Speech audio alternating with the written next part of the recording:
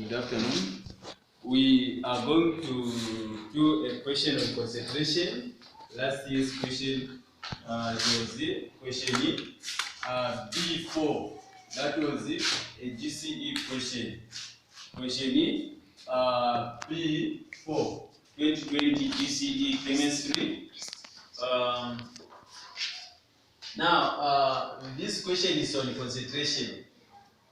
It's on concentration. The first question is asking you to define concentration. When defining concentration, you have to take note of important terms there.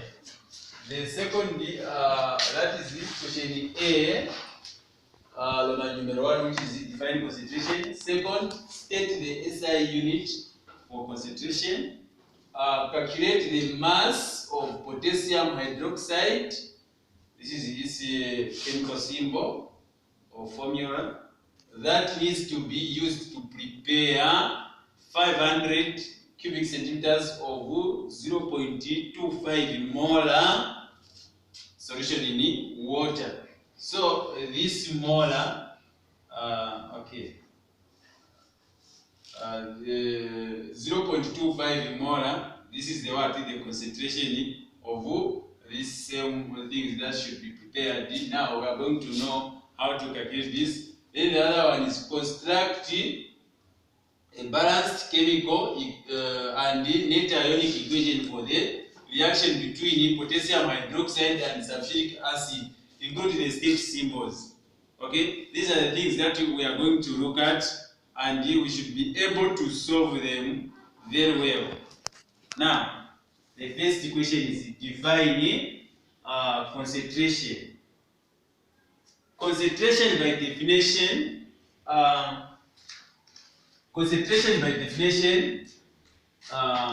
solution, that is A, Roman numeral 1. Concentration by definition, concentration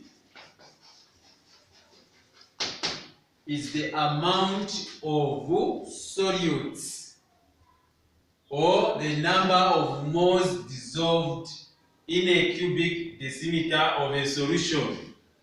Okay? Concentration is the amount of solutes or moles dissolved in a cubic decimeter, which is this is symbol, cubic decimeter of a solution. Okay, that's what concentration is. Okay, now the terms, the important terms we have here, we have solute or moles and the cubic decimeters. Okay, when you look at the solute, what should be there in your mind is the number of moles or moles. Okay, then the cubic decimeter, what should be there in your mind is the volume. Okay, that's what should be there in your mind. Cubic decimeter is what? Volume. Solutes is the what? The moles. Okay, the second question is asking us to state the unit for concentration. The unit for concentration, okay, the unit for concentration, if you look at what is involved there, you have moles and the volume there. Okay, you have moles and the volume. So we will say the unit for concentration is moles per cubic decimeter. Okay, or in short you can say mole per cubic decimeter. Okay, so since this is the SI unit, of course, the shortcut you can use this one, or you can say is what? Molar, because the concentration is also called, is known as molarity. So you can say molar. Okay, I wanted to mention that 0.25 molar. This weight molar is the what? The SI unit of concentration. Now I avoided stating that because of the question that was being asked here. Okay.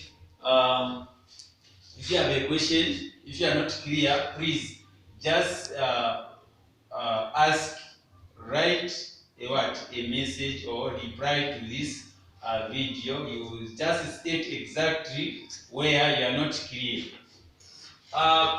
From number 3, the question here is asking us to calculate the mass of potassium hydroxide that needs to be used to prepare 500 cubic centimeters of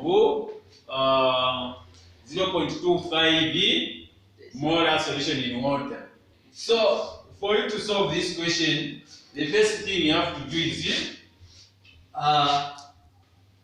to convert this volume to what? To cubic decimeter. And also you have to use that formula for concentration. So the best thing we are going to do is, of course, we are supposed to find the mass of potassium hydroxide. So we will say, in short, when you convert this, you have to find the number of moles, of course. Find the number of moles of this one, then you'll be able to find the mass. So the first thing is, number of moles is equal to concentration is equal to number of moles over volume. Okay, this is the formula used to calculate concentration. Number of moles is equal to, you can say CV, or C is equal to N over V, where N is the number of moles, V is the volume in cubic decimeters, and C is the concentration in molar. From there, you say concentration you are given there. You can make N the subject of the formula. It will be N is equal to CV. So number of moles is equal to, concentration is given 0.25 molar times this volume should change. It will be 500 over 1000 for it to be changed to cubic decimeters. Okay, so when you do the calculation there, you will find that you have 0.5. Okay, so you have number of moles is equal to 0.25 molar times 0.5. Okay, when you do the calculations very well, you will find that number of moles is equal to, if you are dealing with the decimal numbers, the shortcut way of multiplying, just multiply the numbers and count the number of decimal places. So you say 25 times 5, what do you get? You get 125. You write 125. Then how many decimal places are there? 1, 2, 3. So it means that 1, 2, 3. It means that the decimal point is in front of 1 there. Okay, so this is the number of what? The number of moles. So you found the number of moles. What's next? You have to find the mass. So for you to find the mass, you use the formula. Number of moles is equal to mass over molar mass. So we are going to use molar mass of potassium hydroxide. Okay, that's the molar mass we are going to use. So what do we do here? We say, okay, number of moles we are given. Make mass the subject to the formula. You say mass is equal to number of moles times the molar mass. Okay, so mass is going to be, number of moles is 0.125 times the molar mass of potassium hydroxide. You discover that this one is 39 plus 16 plus 1. 39 plus 16 plus 1, you find that it will give you exactly 56. It will give you 56. So you 56 more per grams per mole. Grams per mole. Okay, from there, what do you do next? You have to calculate. Okay, you have to calculate. So mass is equal to, so we are going to use a calculator for us to first. We'll say 0.125 times 56. Okay, times 56.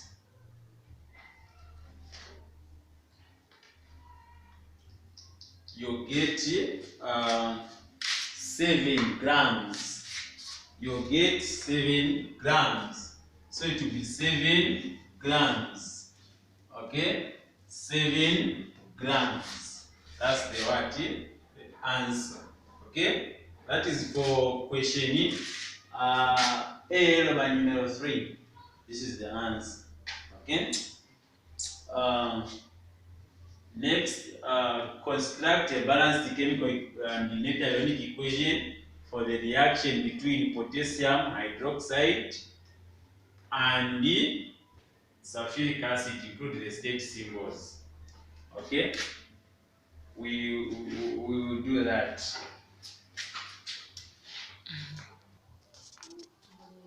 Okay, so construct a balanced chemical and net ionic equation for the reaction between potassium hydroxide and the sulfuric acid, including the state symbols. Now, we have to be careful in answering this question. The first thing we have to see there is what type of a substance is potassium hydroxide. Okay, those are the things that we should ask ourselves. Now, as you are solving that question, you should take note of that. So, let's write. First, we are going to write the weight equation for you to understand it clear. As you'll be listening to this video, or as you'll be watching to this video, we'll first write the weight equation. The weight equation. So potassium hydroxide plus the sulfuric acid. What is it going to give you? So look at this. This is the potassium hydroxide. You see, a strong alkali, and the sulfuric acid is a strong acid. So what do they form? These two, they neutralize each other. Okay, they neutralize each other. So this is a neutralization reaction which forms water at the end. Okay, so it will give us a salt which is potassium sulfate plus water. Okay, potassium sulfate plus water. Now,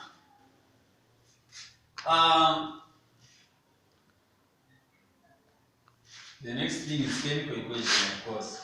What is the formula for potassium hydroxide? Potassium hydroxide is KOH, and since this is a strong alkali, it means it has dissolved in water. It will give us aqueous as its state symbol. Okay, plus the sulfuric acid. You know that all the acids, they have a hydrogen. Okay, sulfuric acid is also an aqueous.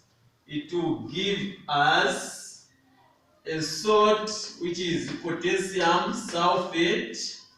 This salt is aqueous plus the water which is a liquid. So these aqueous then liquid, these are state symbols. These are state symbols. Now the question you should ask yourself, are these equations balanced? If they are not, what am I supposed to do? What are you supposed to do? Okay, so make sure both sides is balanced. So you write a 2 here. It will show you that potassium has 2, I mean, here is 2, even this side is 2. Oxygen is going to be 2 plus the 4 is going to be what? 6. What about this side? It will be 5.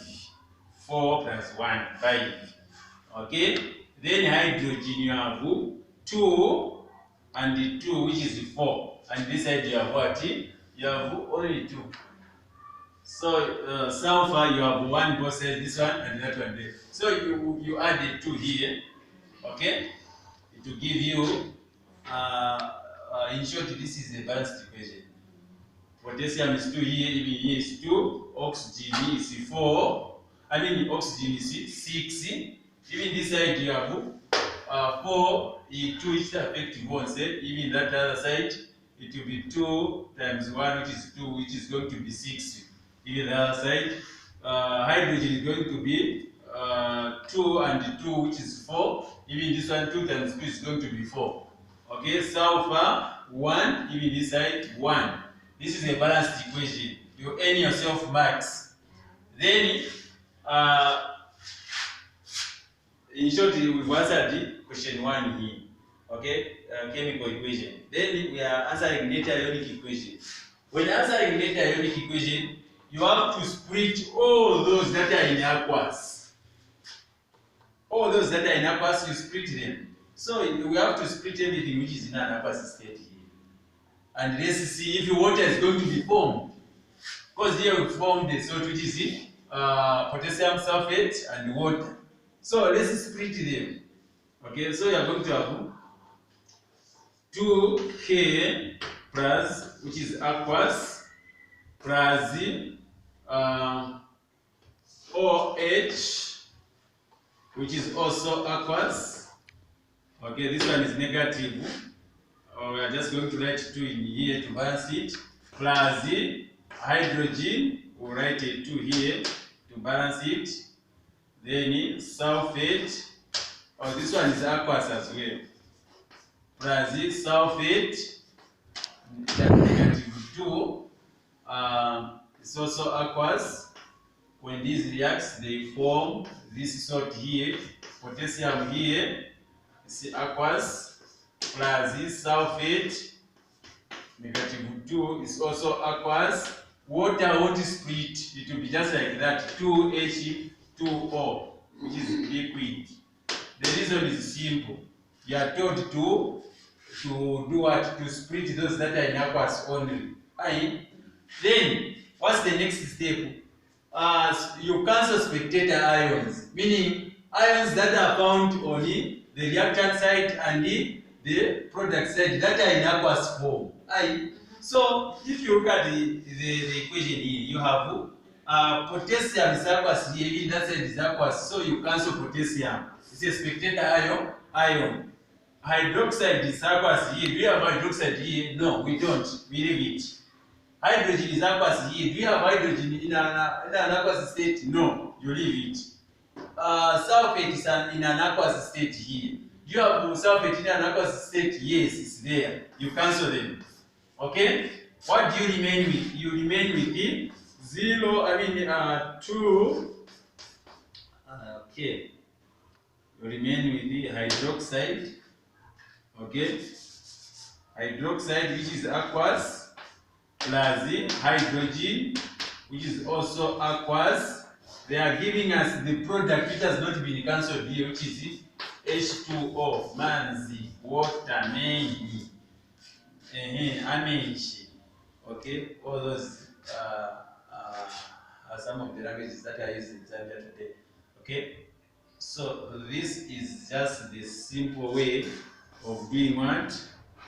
Of making an ionic equation, which is a net ionic equation. Thank you very much for your time. If you've got any question, you can get in touch. You can also find these lessons on my WhatsApp. That the number is 0963 88 50 58. And for non-Zambians, you can use or you can start the number with plus 26 then everything is just okay. Okay, thank you very much. Enjoy your